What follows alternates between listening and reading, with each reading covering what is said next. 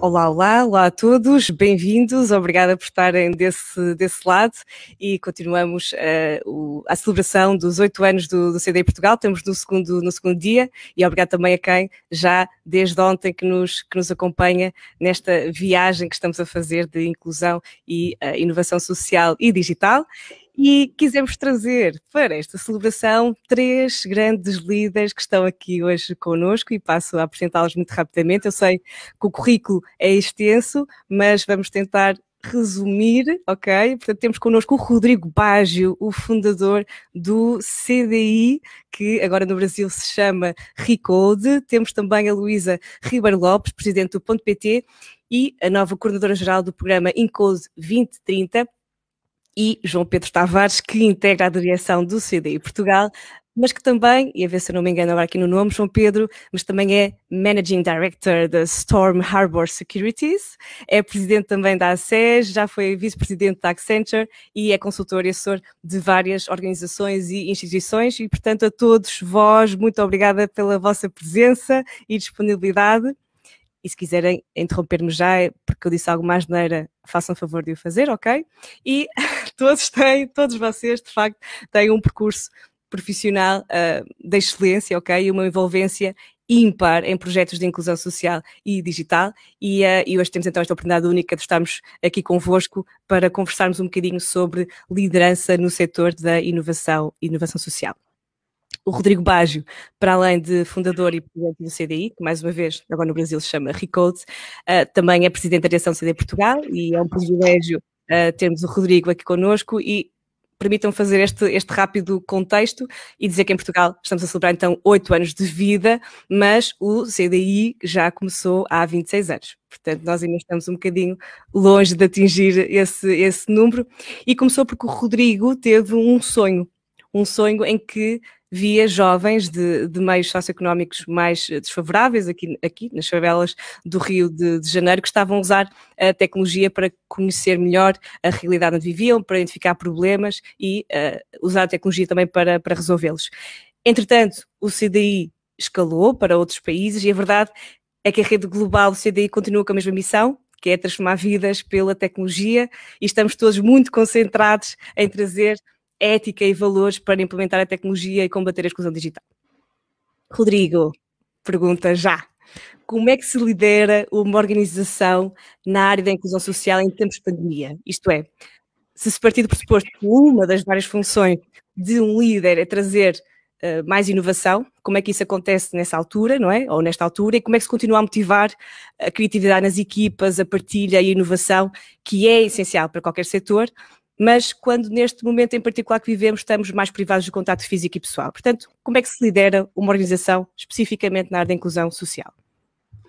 Bom, Priscila, muito obrigado pela sua pergunta. Boa tarde também a todos vocês, a todas que estão nos vendo, a Luísa, a João, né, por uma parceria de longa data, né? E antes de responder a sua pergunta, eu preciso começar dizendo como eu me sinto feliz também de estar celebrando 8 anos do CDI Portugal. Porque eu não vou começar falando um clichê que o CDI Portugal é um filho para mim, porque, nossa, assim, uma organização tem tantos pais, tantas mães, uma família tão grande, são tantas pessoas responsáveis, mas é um sonho que se tornou realidade e adquiriu sucesso e impacto, né? Em mais de 200 escolas em todo o país e na Europa. Priscila, indo direto à sua pergunta, para liderar uma organização social, um empreendimento social ou de impacto, nós precisamos ter pessoas, né, que tenham determinação, força de vontade, né, capacidade de gestão, de operação, mas também de venda de sonhos e com brilho nos olhos. E em tempos de pandemia ou em tempos de crise global, né, a gente no CDI, nós já passamos pela crise, né, financeira global, né, mas realmente essa capacidade de se reinventar exige resiliência e uma capacidade de responder rápido a essa situação. Vejam vocês, assim, a situação do CDI, da Recode, há mais de um ano atrás, era uma rede que nós tínhamos mais de 1.100 centros de empoderamento digital em 9 países, né? E hoje nós temos 500 operando, né?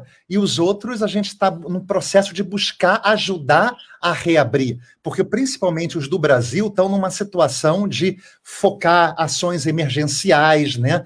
Então, esse é um grande desafio. Por outro lado, ir para o 100% online, começar a gamificar todos os nossos cursos e processos de empoderamento digital, criando competições, gincanas, mobilizando influencers, né? Então, essa capacidade que a gente teve de chegar hoje com o nosso conteúdo no smartphone ou no telefone do nosso público-alvo, fez com que a gente aperfeiçoasse o nosso trabalho em termos de tecnologia para operar agora num novo normal, em que foi acelerado em 7 anos a necessidade de inclusão digital, né, na sociedade que nós estamos vivendo.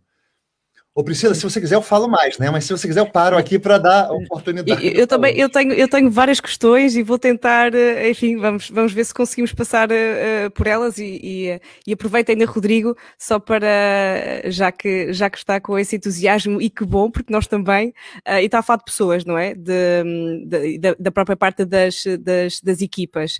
E eu não sei se o Rodrigo concorda com a perspectiva de que no terceiro setor a aposta nos recursos humanos é muito mais residual do que o investimento que é canalizado para a resolução do problema social. Eu não sei se o Rodrigo...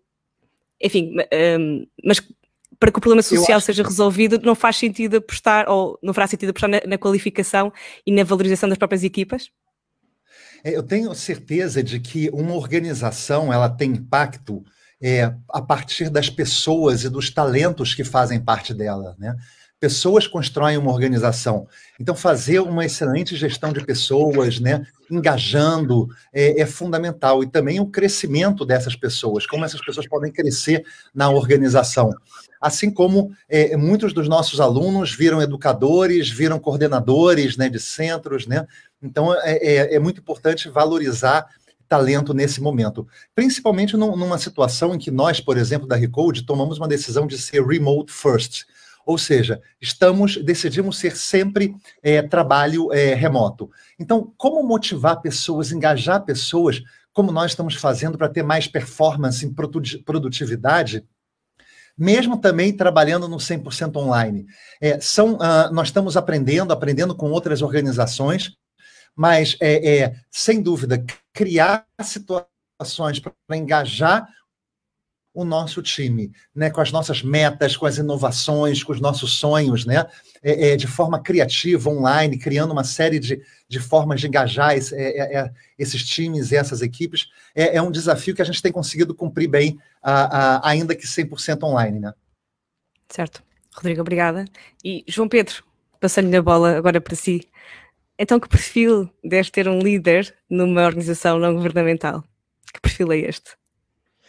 Olha, Priscila, antes de mais nada, parabéns ao CDI por estes 8 anos. Parabéns ao Rodrigo, meu ex-colega consultor, e que abandonou a carreira na Accenture ou na Anderson, no Brasil, já não sei, para abraçar este projeto, e impactou muito a primeira vez que ele esteve em Portugal, e agora percebo que faz 8 anos ele veio cá para o lançamento do CDI, e é absolutamente extraordinário. E também felicitar a Luísa Ribeiro Lopes pelas novas responsabilidades que tem e por ter acarinhado tanto o CDI desde o princípio, e por do lado do governo, da administração pública, fazer este trabalho convergente, unindo tantas entidades, e isto é absolutamente fundamental. Depois dizer que eu olho para trás e parece que o CDI andou 8 anos a preparar-se para o tempo presente, andou a fazer este caminho de preparação em antecipação, para uma necessidade, como o Rodrigo dizia, de uma aceleração enorme na adoção de tecnologia, mas sem exclusão social. E esse é um aspecto absolutamente fundamental. Depois, relativamente à pergunta que a Priscila me colocava, qual é o perfil de qual deve ter um líder numa organização não governamental? E havia uma segunda parte da pergunta que era e como é que isso... Não pode revelar tudo. Fica para depois, não é? Fica para depois. Não, e havia uma segunda parte da pergunta que era o que é que representa liderar no setor empresarial, cujo único objetivo era o lucro, não é? Sim, no fundo as diferenças, não é, que existem entre liderar uma organização não governamental e entre liderar no contexto empresarial, não é, com esse objetivo único e exclusivo de lucro. Que diferenças é que existem? Sim. Eu acho que também é uma questão interessante. Pronto, eu primeiro queria desmontar essa noção de que o objetivo único é o lucro. E se assim for, eu creio que é um líder a prazo e sem futuro. Esse não é o único objetivo. E em vez de nos focarmos nas diferenças, e eu queria chamar a atenção daqueles que nos ouvem, vamos nos focar naquilo que nos põe em comum, naquilo que é convergente. O futuro tem que ser uma economia convergente. Não pode haver o setor público, privado e social por separado. Todos eles têm que ser convergentes e ter um propósito que seja muito mais comum do que aquilo. Dividir o mundo em profit e non-profit é paupérrimo para uns e para outros. O mundo tem que ser um mundo de criação de valor e distribuição justa de valor. E, portanto, é muito mais importante nós focarmos no que é comum. E eu queria aqui dizer que o que é comum é muito significativo, e muito mais significativo do que aquilo que se pensa. Porque no futuro, uma organização empresarial tem que criar valor económico, social e ecológico, e uma organização dita sem fins lucrativos ou social também tem que criar valor económico e ecológico, além do social. E só assim é que vai ser sustentável, só assim é que vai captar recursos, só assim é que vai ser sustentável. O Papa Francisco usa aqui uma expressão, eu gosto sempre de citar, que é promover a cultura do encontro. Ou seja, promover a cultura do encontro no sentido de aceitar a diferença, aceitar o outro, promover um encontro entre público, privado e social e por aí adiante. E, portanto, era sobre isso que eu queria construir. E, portanto, o que é que eu quero dizer sobre isso? Olha, que o CEO seja um Chief Empathy Officer e não Executive, que crie empatia, que esteja próximo das pessoas, que perceba que ele cria valor e toda a equipa cria valor. E que se foque muito mais no valor e na resolução do problema. E repara que eu estou a usar uma linguagem comum. Isto é válido para o setor social, é válido para o setor empresarial, é válido para o Estado, para todos, que é focar-me na resolução de um problema, criar valor e resolver esse problema a terceiros. E esse valor não sou eu que o tenho que dizer, não sou eu que o tenho que transmitir. Esse valor tem que ser dito na pessoa daqueles que são beneficiários do meu valor. E é assim que se avalia esse valor. Não sou eu que o vou medir, não é de dentro para fora que começa, mas é de fora para dentro. E, portanto, esta pessoa tem que ser uma pessoa que vá muito para lá do lucro ou da mera resolução do problema social. Tem que criar impacto, tem que ter outcomes, não só outputs, tem que transformar vidas. E repara que esta linguagem é comum. Isto é verdade para um empregado, para um colaborador, para uma pessoa a quem eu assisto, para o que quer que seja. Portanto, nós temos que ter, antes de mais, uma linguagem comum. Temos que partir todos do mesmo frame e ter isto muito presente. E depois, a partir daqui, começar a construir. E ter, obviamente, realidades diferentes, problemas que eu tenho que resolver de forma diferente, clientes ou utentes que eu tenho que servir de forma diferente, mas sempre focado no valor que eu crio. Sempre, absolutamente. E inovando, a inovação social, empresarial ou pública tem que existir sempre. Mas para haver inovação tem que haver riscos. Eu tenho que correr riscos. Eu tenho que estar disposto a esses riscos. Eu tenho que estar disposto a ir para lá das minhas fronteiras. Eu tenho que sair da zona de conforto. Eu tenho que fazer tudo isso. E tudo isto que eu disse é válido para todos. Os governantes têm que correr riscos, têm que sair para lá das suas fronteiras e têm que criar impacto. Têm que resolver a vida das pessoas, das famílias e das empresas. E têm que criar valor e distribuir de uma forma justa. E isto é comum para todos. Não nos foquemos nas diferenças, foquemos naquilo que é comum. É uma boa perspectiva de ver o que é que há em comum, em vez de nos focarmos nas diferenças. E, Rodrigo, não sei se concorda com o João Pedro, naquilo que o João Pedro disse no que diz respeito aos elementos em comum, ou se há alguma diferença. Há muitos mais. Sim. Entre diferenças, no fundo, que a questão principal é estas diferenças entre liderar, então, uma organização não governamental e liderar num contexto empresarial, não é? E aqui a minha pergunta estava, no contexto empresarial, disse que realmente o único objetivo seria o lucro, e foi aí que o João Pedro desconstruiu e bem. Eu não sei qual é a opinião do Rodrigo. Não, eu estou de acordo também, porque eu vejo que hoje tem esse movimento grande de empresas B, né, do sistema B, do B-Lab, em que já inspira as empresas a serem negócios de impacto, né? Então, é um sonho que veio para resolver um grande desafio aí do capitalismo, né? Trazer mais o lucro próximo ao impacto, ao social. Mas eu acho que hoje a gente vive num mundo que os ESGs, os ESGs, tomaram conta das empresas, numa onda de sustentabilidade que me impressiona. E eu vejo que isso realmente está marcando, nesse momento, a nossa sociedade. Mas eu acho sempre que o empreendedor social ele tem que ter uma visão, ele tem que ter uma motivação, né? A gente tem que trabalhar junto ali com o impacto social e a sustentabilidade. A gente não vai falar em lucro, mas a gente vai falar em captação de recursos, em diversificar a captação de recursos, em buscar sustentabilidade, né? Então é muito também moderno para as ONGs buscarem estratégias, né, para gerarem recursos. A gente aqui no Brasil tem trabalhado muito com o Recode Pro, que é o nosso curso de formação de desenvolvedores full stack.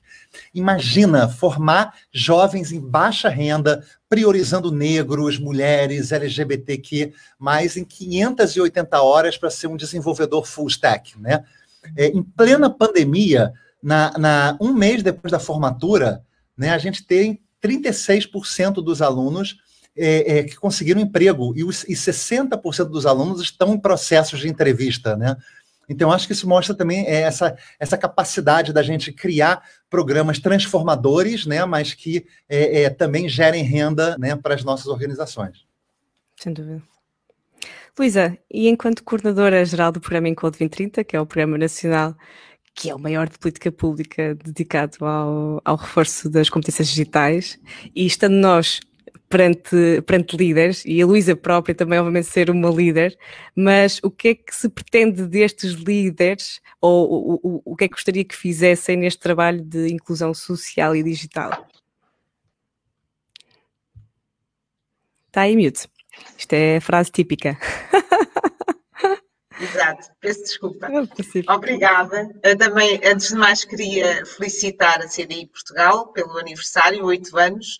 Eu estive também na apresentação do Rodrigo há 8 anos e fiquei maravilhada, mas nunca pensei que ao fim de 8 anos estivesse ainda mais, porque na realidade vocês fizeram um percurso espetacular. Também felicitar o João Pedro Tavares por todo o trabalho que tem feito na CDI Portugal e agradecer por nos terem a bordo desde o primeiro momento, porque mais do que nós ajudarmos a CDI, somos nós que somos ajudados, porque na realidade trabalhar com uma equipa como a CDI Portugal é muito gratificante. E isto leva-me à questão que me perguntou. Na realidade, as pessoas fazem a diferença em todos os projetos e a CDI Portugal só tem o impacto que tem porque tem um grupo de profissionais, não é pela Priscila estar aqui, um grupo de profissionais de excelência e percebeu que falar de inclusão social ou ter um projeto de inclusão social não significa voluntariado pura e simplesmente, significa termos pessoas com muito talento, pessoas que emprestam as suas competências e são competências qualificadas para conseguir mudar a vida daqueles que no fundo são os nossos destinatários.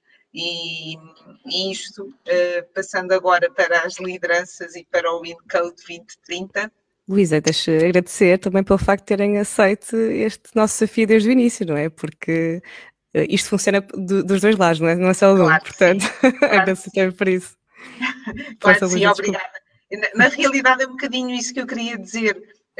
O Encode 2030 é a maior iniciativa de política pública para o desenvolvimento das competências digitais em Portugal. E com uma característica muito especial, que é juntar esforços de vários setores, quer da administração pública, quer das entidades privadas, quer do terceiro setor, para conseguirmos o desenvolvimento da capacitação digital, sempre tendo em conta que a inclusão digital é uma inclusão social. Eu acho que aprendi isto convosco e passou a ser um lema meu. Na realidade, nós, quando estamos a fazer uma inclusão digital, estamos ao mesmo tempo a fazer a inclusão social.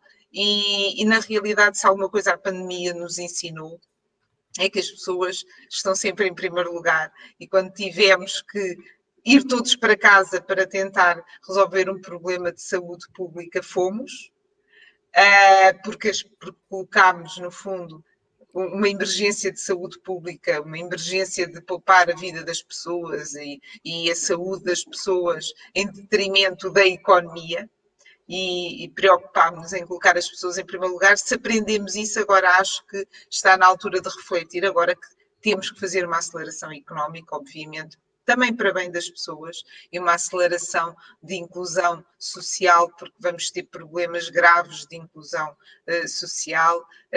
A pandemia vai ter implicações, eu espero não estar a ser demasiado catastrofista, mas vai ter implicações sociais e económicas profundas que só vamos perceber, se calhar, nos próximos meses e talvez no próximo ano.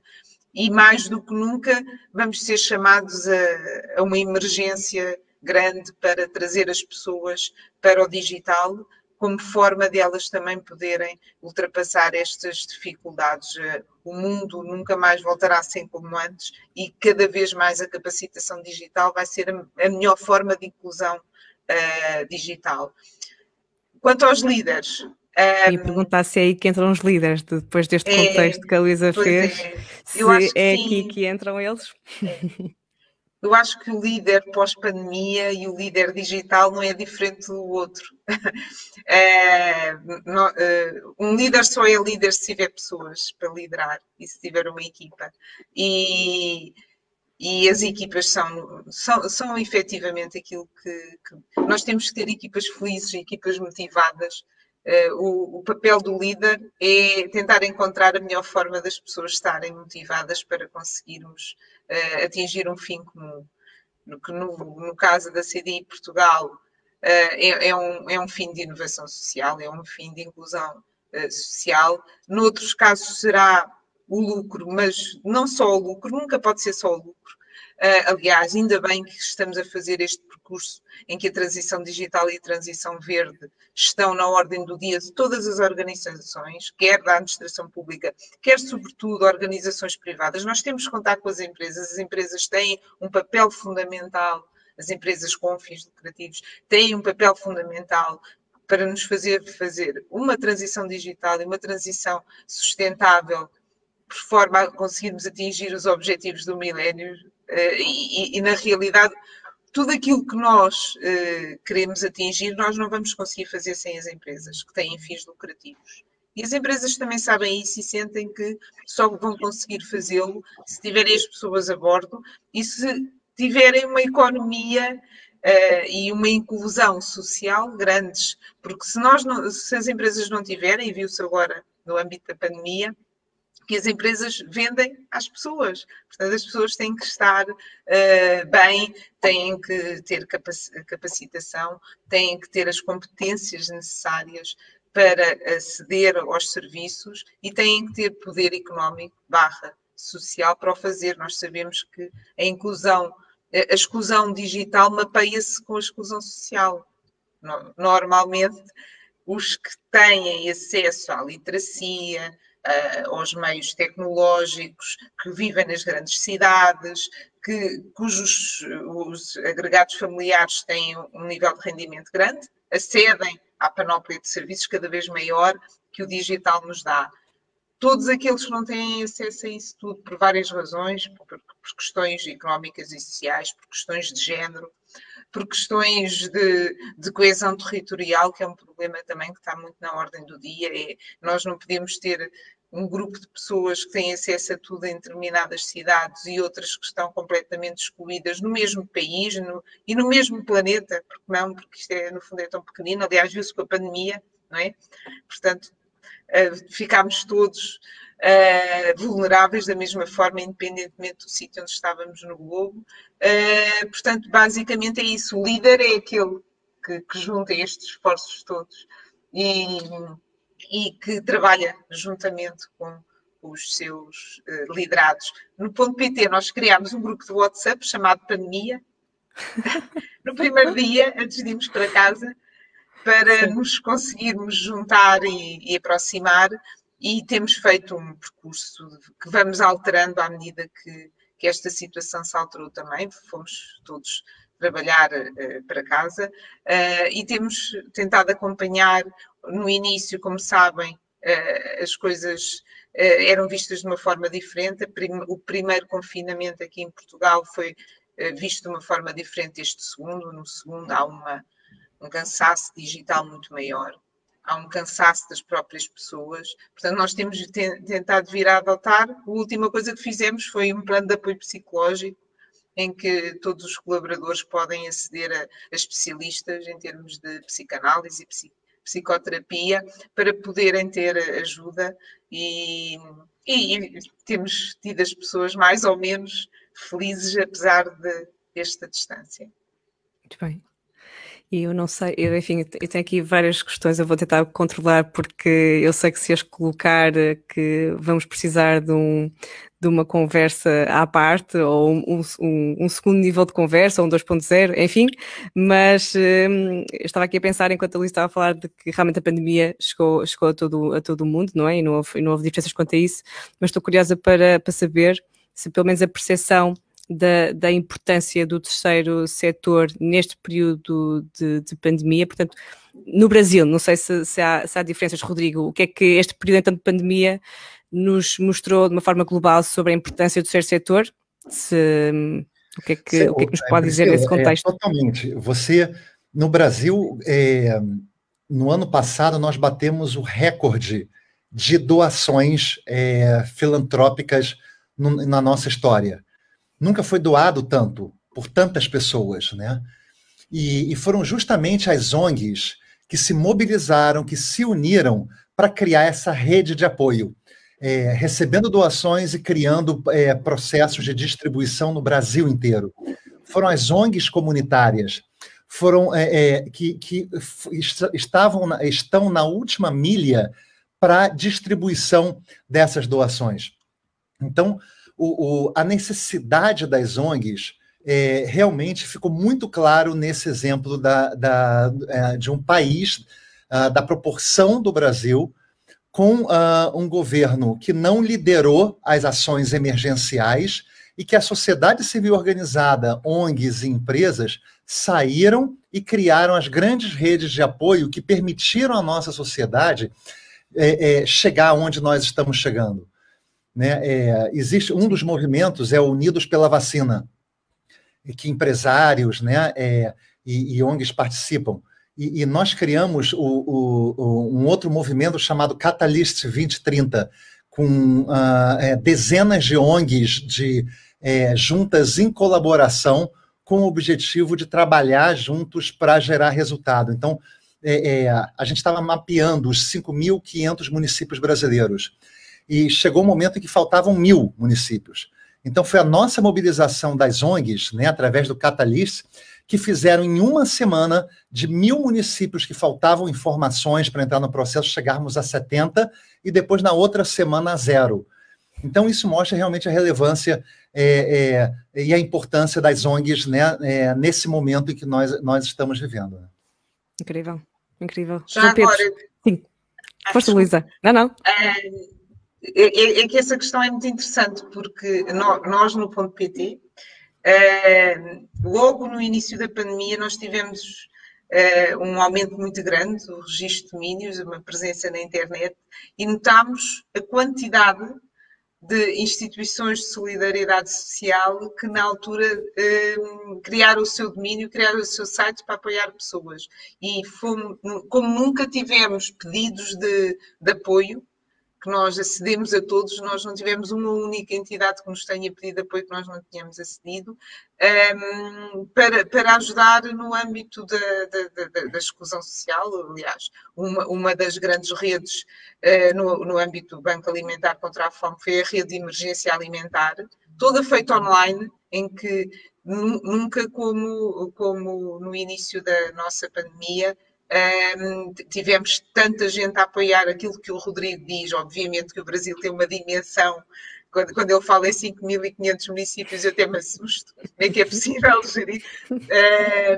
Mas nós, à nossa dimensão, tivemos exatamente a mesma percepção, que foi uma catadupa de iniciativas de solidariedade social e uma vontade por parte de todas e de todos de ajudar como nunca tinha acontecido. Muito interessante ver que é exatamente, ou seja, somos todos seres humanos, não é? Isto é, no fim do dia, o propósito é sempre humanista e nós somos sempre pessoas e quando somos chamados a ajudar, se pudermos, ajudamos. Fantástico, Luísa, é isso mesmo. E não convém não nos esquecermos disso. Diga, João Pedro, força. Eu só posso reforçar o que já foi dito e não posso acrescentar muito mais do que aquilo que foi dito. Creio que as ONGs e o terceiro setor se reinventou bastante e o Rodrigo usou uma palavra que eu quero destacar, trabalhou em rede. E esse foi o fator fundamental. Eu acho que esse era um dos grandes desafios que o terceiro setor tem, é trabalhar em rede. E trabalharem de forma complementar e entre ajudarem-se, em vez de trabalharem de forma isolada. E eu creio que isso foi o que mais marcou. Muitos reinventaram-se, muitos ficaram sobrecarregados. A Luísa falou no Banco Alimentar, teve uma sobrecarga absolutamente extraordinária. Mas se por um lado temos que pôr um olhar de satisfação, por outro lado também temos que reconhecer que provavelmente não atendemos a todas as necessidades que surgiram, porque elas foram uma enormidade. Mas não é do passado, temos que falar nisto no presente e no futuro, porque foram gerados novos pobres, novos desafios, novos problemas sociais e a inovação tem que de facto existir de uma forma mais radical. Por exemplo, eu olho para um CDI, do qual faço parte da direção, não fizemos nada do que tínhamos planeado, mas fizemos coisas absolutamente extraordinárias e diferentes. Ou seja, para qualquer organização e para qualquer pessoa, e a Luísa já muitas vezes falou que aqui são as pessoas que importam, temos que olhar para novas oportunidades. Estou perante um problema, tenho uma nova oportunidade. Como é que eu vou fazer? Não vou fazer sozinho, vou fazer em rede. Com quem é que eu vou fazer? E não vou deixar de o fazer. E isto é muito, muito, muito importante. E quando vemos alguém a desanimar ou a ficar para trás ou a quebrar, temos que ir ajudar, porque essa rede tem que funcionar sempre. Não é? Agora os desafios são enormes. E não é com a vacina que eles vão ficar resolvidos, porque eles vêm uma vaga nova de desafios e de necessidades. Eu vi organizações a reinventarem-se e a moverem-se, e como o Rodrigo também dizia, a mobilizarem muitos recursos. Houve de facto muita generosidade, mas há muita coisa para fazer. Há muito mais coisas para fazer. Sem dúvida, mas é aqui entra um líder, não é? Porque o líder pelo menos no meu entender, mas eu aqui não estou para dar a minha opinião, mas assim rapidamente, porque o líder tem esta capacidade de entender, não é, os obstáculos e olhá-los como oportunidades para renovar e criar inovação. Porque às vezes no meio do caos podemos, enquanto não líderes, digamos assim, não ter esta capacidade, às vezes podemos aqui deste push, não é? De alguém que consiga ter esta visão e levar-nos por aí adiante. Mas enfim, nem todos fomos feitos para ser líderes também, não é? E está tudo bem quanto a isso. Priscila, eu já agora também acrescentava uma coisa que o João Pedro disse e é verdade, a importância de trabalhar em rede. Eu espero que a marca que eu vou deixar no InCode seja essa, a capacidade de trazer todas as entidades para trabalharmos em rede. Também dizer aqui que a CDI Portugal vai ser um parceiro importante, em primeira mão. Vai ser um parceiro importante nesta rede que se está a montar agora com esta nova reestruturação do InCode, porque quem trabalha bem e quem já mostrou resultados tem que ver o seu trabalho ampliado em termos nacionais. Isto porque é reconhecido a CDI, mas porque todos nós vamos ganhar muito em ter uma equipa como a CDI Portugal, a trabalhar em rede com o InCode e a poder emprestar aquilo que já mostrou saber fazer de uma forma mais micro em todo o território nacional, que apesar de tudo é um bocadinho mais pequenino do que o Brasil, mas em que temos desafios tão grandes, e é um bocado como o João Pedro Tavares dizia, soubemos reinventar-nos todos e ajudar, mas isto não acaba aqui, isto não pode acabar aqui, porque também se criaram novos povos. Aliás, há até uma frase da Comissão Europeia que é: não terá sido o digital a criar uma nova pobreza, também porque ficou muito exposto aqueles que puderam continuar a laborar porque tinham o digital à mão e aqueles que não conseguiram porque não o tinham e porque não conseguiram fazer esta transformação. Portanto, esta nova pobreza, nós temos que olhar para ela, temos que ajudar, nós temos que ir buscar toda a gente. Enquanto houver uma pessoa, e há muitas mais, mas enquanto houver uma pessoa, nós não podemos baixar os braços, acho que sim. Tenta-te para perguntar, mas eu confesso que estou a controlar-me porque eu estou a ver o nosso tempo a passar e enfim, mas talvez já a começar a pensar no tal em jeito de conclusão. Começamos esta conversa com aquele pequeno contexto de recordar o sonho que o Rodrigo teve em 1993. Rodrigo, não sei se foi nesse ano, portanto... Foi em 93, exatamente. 93, não? Portanto, 2 anos a seguir nasce o CDI, não é? Portanto, teve esse sonho e depois começou a revolução, não é? E eu queria perguntar quais são os vossos sonhos, qual é que é o sonho que se segue enquanto líderes, cada um no vosso contexto, qual é que é o vosso próximo sonho? Se já sonharam, entretanto? E se sim, se quiserem partilhar connosco, o que é que anda aí nas vossas cabeças e nos vossos corações? Excelente. Pois é, esta pergunta não estava combinada. Bom, começa, era isso? Né?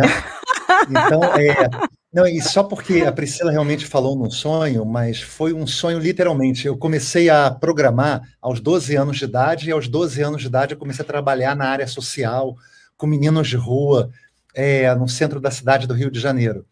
Então, aos 23 anos, eu tive um sonho em que eu vi jovens de baixa renda usando tecnologia para se reinventar e reinventar a sua própria comunidade. E um papel assim da tecnologia como empoderando, né, as pessoas. E foi esse sonho, uma mensagem, uma visão, um insight, mas que me motivou a devotar a minha vida para transformar esse sonho em realidade. E quando você faz isso uma vez, você vira um sonhador executivo, porque aí você passa a ter, né, novos sonhos, né, e buscar realizá-los. Então, hoje eu diria que um outro sonho que a gente está realizando, que é a criação da nossa primeira inteligência artificial Changemaker, em que é um algoritmo que a gente está criando. Isso eu estou falando de primeira mão, não podemos divulgar muito, tá? Que ainda não foi divulgado oficialmente. Mas é usar a inteligência artificial como uma ferramenta de empoderamento digital. Então, a gente está indo nessa direção. Eu vejo também que a gente está crescendo, né, numa ação online, né, 100% digital, né, construindo um aplicativo, né, da Recode, né, que vai possibilitar a professores de escolas públicas, pessoas de baixa renda, a usarem o nosso conteúdo independente da conexão da internet, né? Então, acho que esse é um outro sonho. Agora, eu sempre penso e hoje eu estou, assim, na minha vida, nessa direção de pensar em novos projetos que juntem dois dos maiores desafios da humanidade, que é a humanização da quarta revolução industrial com mudanças climáticas. Então, como nós podemos utilizar, né, a metodologia Recode, o empoderamento digital, para também esse grande desafio que é mudanças climáticas, né, preservação e conservação, né, de florestas e de ecossistemas, né? Então, são novos sonhos aí que vão aparecer aí nos próximos anos em projetos. Excelente, Rodrigo, tu receber isto em primeira mão é um privilégio, mas olha que estamos em live e depois isto vai ficar gravado, portanto... Está dito, está dito. Exato. Então foi lançado, né? Foi lançado oficialmente, né? E não sei até que ponto o tema também da saúde mental não começará a estar, que já está, mas fazer esta ponte com a tecnologia, não sei de que forma, mas e se calhar faz parte dos meus sonhos. João Pedro, quais são os seus sonhos? Conte-nos tudo. Olha, mais do que sonhos, no outro dia vi alguém dizer assim, tens de ter cuidado com os sonhos porque nem sempre se concretizam, depois temos que lidar com a frustração e tudo. Eu gosto muito dos sonhos do Rodrigo, que são muito orientados e muito determinados. Mais do que sonhos, aquilo que eu sinto é um sentido de missão. E, portanto, o meu sentido de missão é inspirar os outros a mudar o mundo e deixar um legado para a humanidade. E é isso que eu me sinto chamado a fazer. E quando estou no CDI, ou quando estou na Junior Achievement, ou quando estou numa fundação, ou quando estou na banca de investimento, é isso. Eu quero inspirar a viver com ética, a viver com caráter, a que o líder tem que ser o primeiro a servir. Há bocadinho dizia, nem todos somos chamados a líderes. Não, estamos muito mais chamados à liderança do que aquilo que tu referes. Porque nós podemos não estar chamados a cargos de chefia, mas estamos chamados a ser líderes. E o líder é aquele que serve. Antes de mais nada, não é aquele que chefia. É aquele que serve, é aquele que tem uma visão para o futuro e é aquele que o faz com o espírito de serviço. Liderar é das mais responsabilizantes formas de serviço que existem. E esta é a minha missão. E a minha missão anda à volta disto. E, portanto, sempre que eu aceito um desafio para servir, é à volta desta missão. É, de facto, procurar inspirar os outros e procurar, com isso, deixar um legado para a humanidade e transformar. E, com isso, contribuir para um mundo mais justo, contribuir para um mundo mais humanizado, apesar da tecnologia.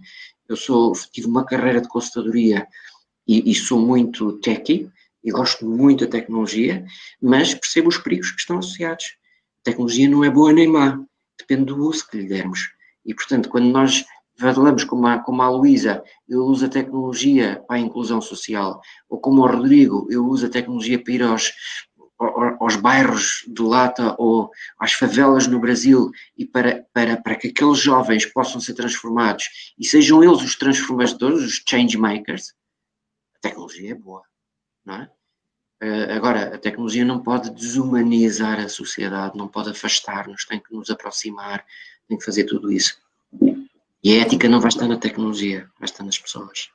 E a inteligência artificial é muito marcante, mas tem que ser bem utilizada. Não pode ser para absoluta substituição das pessoas. Portanto, tem que ser uma humanized technology, tem que ser algo muito humano. Porque eu continuo a dizer, a achar e convictamente que quem está no centro das organizações são as pessoas. Não é a tecnologia, não é o lucro, não são os resultados financeiros, não é nada disso, são as pessoas.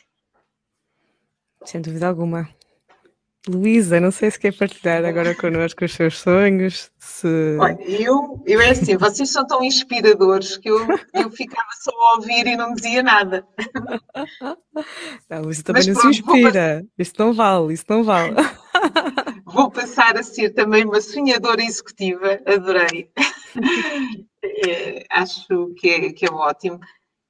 Quais são os meus sonhos? Partilho os mesmos que o Rodrigo e o João Pedro, com uma questão aqui. Eu gostava de ainda ver uma inclusão digital plena, uma transição sustentável. Acho que as duas coisas são fundamentais para a humanidade. E isto só vai ser conseguido se nós tivermos uma verdadeira inclusão de género. Se as mulheres que fazem parte do mundo e que representam 50% não continuarem arredadas, quer de uma coisa, quer de outra. Não é por acaso que o empoderamento das raparigas e das mulheres é um dos objetivos de desenvolvimento sustentável. E está provado que se nós não olharmos para esse objetivo, nós não vamos conseguir os outros. Por isso, o meu verdadeiro sonho é atingir os outros através deste. Não sei se vou conseguir ajudar, mas nem que seja um bocadinho pequenino, já gostaria de ver alcançar esse sonho, que é termos uma sociedade mais igual entre homens e mulheres, que permitam termos uma transição digital e verde, que são essenciais para que possamos mudar o mundo, senão não vale a pena andarmos por cá. Luísa, no futuro diga assim, metade da humanidade são mulheres e a outra metade são os filhos delas. Exato. É? E, portanto, é mesmo assim como disse. E eu sou pai de 3 meninas e, de facto, essa é uma grande, grande missão. Portanto, é um sonhozinho. Mas vou passar a ser sonhadora executiva relativamente a isto, Rodrigo. Um bom nome. E é passo a passo. É passo a passo, step by step. Olhem, Rodrigo, João Pedro, Luísa, foi um privilégio enorme estarmos aqui à conversa e agradecer-vos muito por estas partilhas inspiradoras e por termos tido, eu neste caso, em nome de toda a equipa, e certamente de quem está do outro lado a assistir, ter o privilégio de estar aqui convosco. E obrigado pelo vosso tempo. O Rodrigo provavelmente ainda vai ter que ir almoçar, porque no Brasil, Rodrigo, já são quase 2 da tarde, ou pelo menos reforçar mais qualquer coisa, nós aqui vamos para a hora do lanche, e com isso este live, entretanto, vai terminar e vamos passar para um outro relativo ainda ao nosso aniversário. E, portanto, temos aqui um lançamento oficial de um manual digital sobre o Webs for Good que vos queremos mostrar. Aqui este manual é sobre como aplicar o Webs for Good nos contextos curriculares, portanto é oficial, é a primeira edição e este manual foi feito por professores ninja, e se não sabem o que é um professor ninja, então fiquem desse lado para saberem o que é. E depois vamos, pela Cláudia Lima, mostrar-vos um bocadinho também o que é este projeto do Switch to Innovation, que tem este nome bonito, Switch to Innovation, e fiquem também desse lado.